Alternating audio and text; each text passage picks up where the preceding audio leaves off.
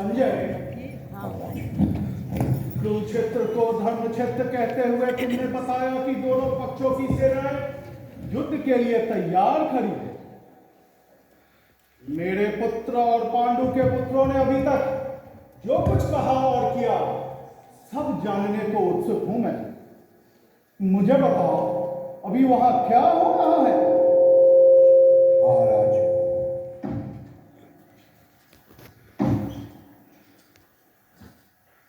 मैं देख रहा हूं कुरुक्षेत्र के मैदान में दो शक्तिशाली सेनाएं आमने सामने खड़ी है। पांडवों की सेना में उत्सुकता है, वे उत्सुक है, पर कौरवों की सेना में भी एक से बढ़कर एक शूरवीर और बलशाली योद्धा है। रणभूमि में युद्ध की गर्जना हो रही है। पर महाराज, पांडवों की व्यूह रचना को देखकर आपके पुत्र दुर्योधन गुरु द्रोणाचार्य से कुछ कहते हैं। दुर्योधन कह रहे हैं, हे आचार्य, पांडवों की भारी सेना को देखिए। उनके व्यूह की रचना स्वयं आपके श्रेष्ठ शिष्य विश्वदुम्न ने की है। माना कि उनकी सेना में भीम, सात्यकी और राजा द्रुपद जैसे योद्धा है, लेकिन हमारी सेना में भी आप, पितामह भीष्म, कर्ण समेत कई महारथी हैं। मुझे पूर्ण विश्वास है कि आप सभी मेरे लिए अपने प्राण त्यागने में तनिक संकोच नहीं करेंगे।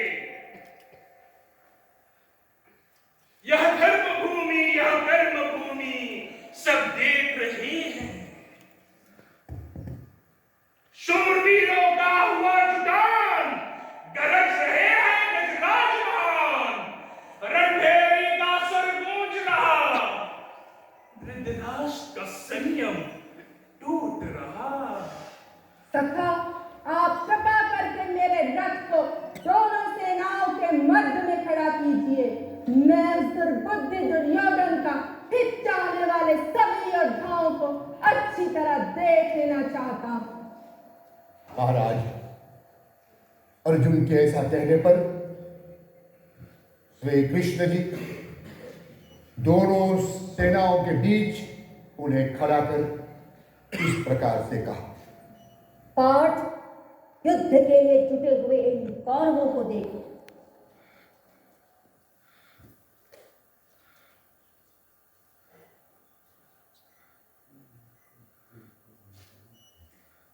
बेशक युद्ध भूमि में स्वजनों को देखकर मेरा मन कांप रहा, मन भ्रमित हो रहा, पांव कांप रहे, मुझसे तो खड़ा भी नहीं हुआ जा रहा। अपने स्वजनों का वध कर कर मुझे कौन सा सुख मिलेगा? तीर हाथ से छूट रहा। अर्जुन सही तो कह रहा, अपनों के वध से कैसा सुख और कैसी प्रसन्नता। कुल के नाश से धर्म का नाश होता है और धर्म के नाश होने से पाप बढ़ जाता है। आगे बताओ संजय, अर्जुन ने क्या निर्णय लिया? क्या वह युद्ध नहीं करेगा? महाराज, अर्जुन कह रहे हैं अपनों का वध करने से अच्छा है उनके हाथों मारे जाना। ऐसा कहकर अर्जुन ने अपना धनुष और बाण त्याग दिया है। व्याकुल अर्जुन की दशा देखकर मधुसूदन बोले, पार्थ, यह मोह करने का उचित समय नहीं। अपने हृदय की दुर्बलता को त्याग दो। श्रेष्ठ पुरुष को इस तरह का आचरण शोभा नहीं देता। युद्ध के लिए तैयार हो जाओ।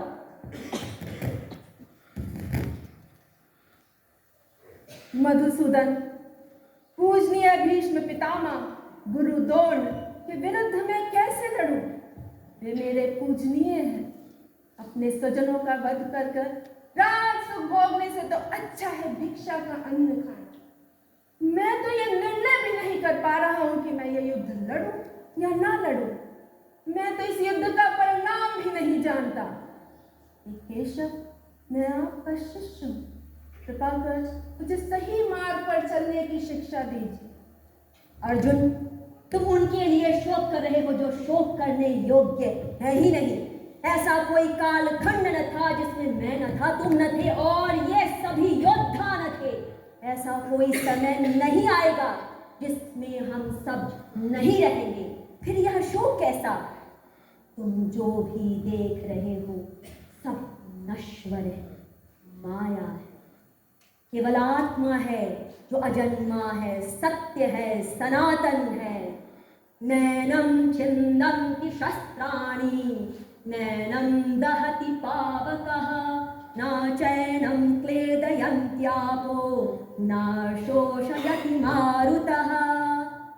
आत्मा को न शस्त्र काट सकता है, न अग्नि जला सकती है, न जल गला सकता है और न वायु सुखा सकता है। बंधनों से है परे उस सत्य को तुम जान लो, जो अजन्मा और अमर उस आत्म को पहचान लो। कर्मण्येवाधिकारस्ते मा फलेषु कदाचन मा कर्म फल हेतुर्भूर्मा ते संगोस्तव कर्मणि। तुम्हारा अधिकार मात्र कर्म करने में है, उसके फल में नहीं। तुम कभी फल की इच्छा से कर्म मत करना, और हाँ, कर्म ना करने में भी तुम्हारी आसक्ति न हो।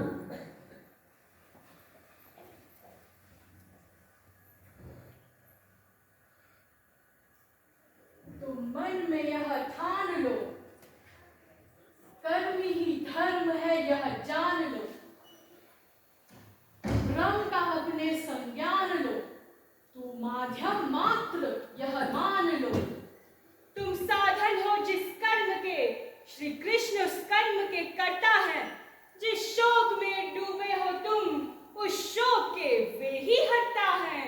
अर्जुन प्रश्न पूछते जा रहे हैं और योगेश्वर श्री कृष्ण उनका उत्तर देते जा रहे हैं।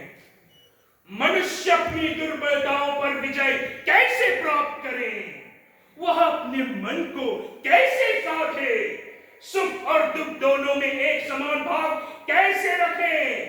काम, क्रोध, मोह, लोभ, अहंकार, ईर्ष्या से आंतरिक शांति कैसे प्राप्त करें?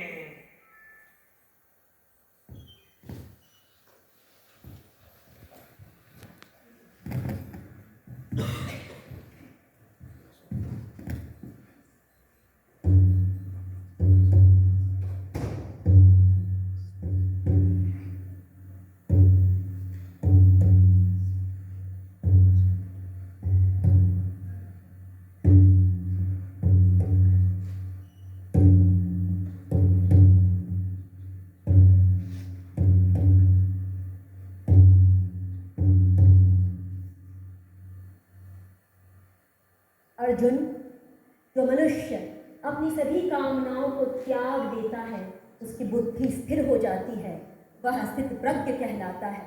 तुम अपनी इंद्रियों को वश में करो और काम रूपी शत्रु पर विजय प्राप्त करो।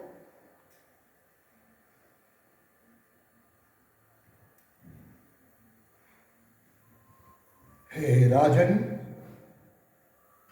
भगवान कह रहे हैं उस अविनाशी योग के बारे में सूर्य से, और सूर्य अपने पुत्र मनु से, और मनु ने इक्ष्वाकु से, कि अर्जुन उनके प्रिय मित्र हैं, इसीलिए उन्हें ये सब सुनने का सौभाग्य मिल रहा है। और ये सुनकर अर्जुन कुछ सोच में पड़ गए। अर्जुन की दुविधा तो स्वाभाविक है, लेकिन ऐसे कैसे संभव है भला? कृष्ण का जन्म तो हाल का है और सूर्य का जन्म तो बहुत पहले हो चुका था। उन्होंने सूर्य को अविनाशी योग कैसे कहा? हे राजन, भगवान श्री कृष्ण अर्जुन से कहते हैं कि उन दोनों के जन्म कई बार हो चुके हैं। अर्जुन को अपने पिछले जन्म के बारे में कुछ भी याद नहीं, और भगवान को सब स्मरण है, क्योंकि वे तो अपनी योग माया से प्रकट होते हैं। जब जब धर्म की हानि होती है और अधर्म की वृद्धि होती है, तब तब मैं स्वयं को अपनी योग माया की शक्ति से प्रकट करता हूँ। यदा यदा हि धर्मस्य ग्लानिर्भवति भारत अभ्युत्थानमधर्मस्य तदात्मानं सृजाम्यहम्। मैं सृष्टि का कण भी हूँ और स्वयं सृष्टि, मैं दृष्टा भी हूँ और दृष्टि। मैं कृष्ण, मैं अर्जुन, मैं कुरुक्षेत्र, मैं ही संजय और उसके नेत्र। परित्राणाय साधूनां विनाशाय च दुष्कृतां धर्म संस्थापनार्थाय संभवामि युगे युगे। साधु पुरुषों का उद्धार करने के लिए, पापियों का संहार करने के लिए और धर्म की स्थापना के लिए मैं हर युग में प्रकट होता हूँ। हे धनंजय, जिसने विवेक से संशय का नाश कर दिया हो, वह कर्म के बंधन से मुक्त हो जाता है। तू कर्मयोगी बन और युद्ध के लिए तैयार हो। हे केशव, आप कभी निष्काम भाव की सीख देते हैं तो कभी कर्मयोग की प्रशंसा। कृपा कर इन दोनों में से जो भी अधिक कल्याणकारी मार्ग हो उसे कहिए। पार्थ, दोनों ही कल्याणकारी हैं और दोनों का फल भी एक जैसा है, किंतु कर्मयोग सहज है, सरल है, इसीलिए श्रेष्ठ माना जाता है। जो कामना रहित होकर कर्म करता है और उसे परमात्मा में समर्पित कर देता है, वह पाप का भागी नहीं बनता। हे राजन, भगवान कह रहे हैं, जो योगी है वो सुख और दुख को एक ही भाव से देखता है, इसलिए उसे अपने चंचल मन को स्थिर करना होता है, और ये तो हवा को रोकने जैसा कठिन कार्य है। तनिक विस्तार से कहो संजय। तुम्हारी बातों को सुनकर लगता है श्री कृष्ण अपनी बातों की माया जाल में अर्जुन को लगातार उलझाते जा रहे हैं। शांत हो जाइए महाराज, शांत हो जाइए। आसन ग्रहण कीजिए, आसन ग्रहण कीजिए।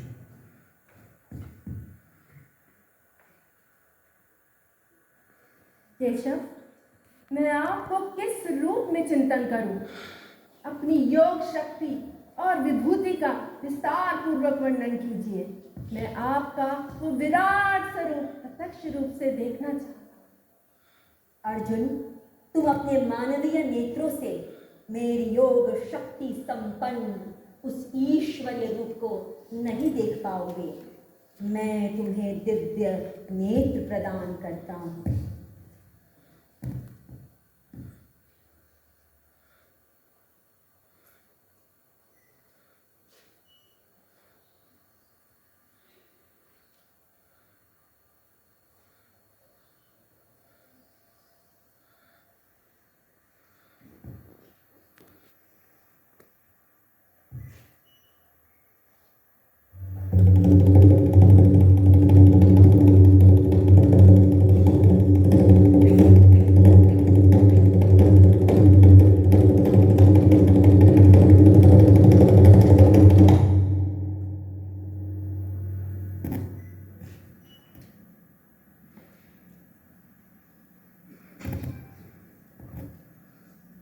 सृष्टि का आदि मध्य और अंत मैं ही हूँ। मैं ही विष्णु हूँ, मैं ही सूर्य, नक्षत्रों का अधिपति चंद्रमा मैं ही हूँ। शस्त्रधारियों में राम, नदियों में भागीरथी गंगा और एकादश रुद्रों में शंकर मैं ही हूँ। देवों में इंद्र, प्राणियों में चेतना और इंद्रियों में मन मैं ही हूँ। मेरी दिव्य विभूतियों का अंत नहीं। मैं लोगों का नाश करने वाला महाकाल हूँ। हे अनंत रूप, आपका ये विराट स्वरूप देखकर मैं हर्षित हो रहा हूँ और भय से व्याकुल भी। कृपया कर अपने मानवीय स्वरूप में पुनः अवतरित हों।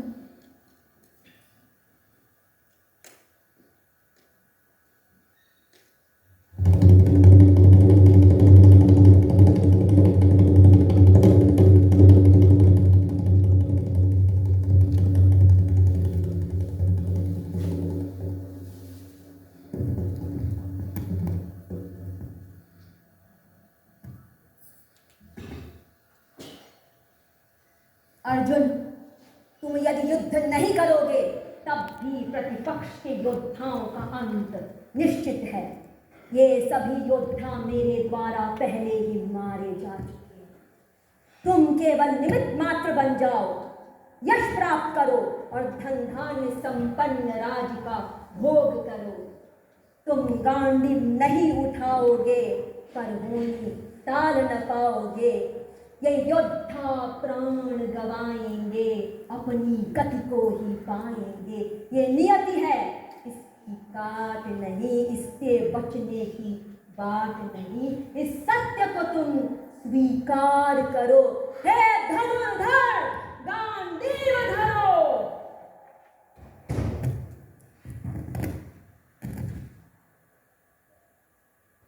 केशव, अब मेरा मोह भंग हो चुका है।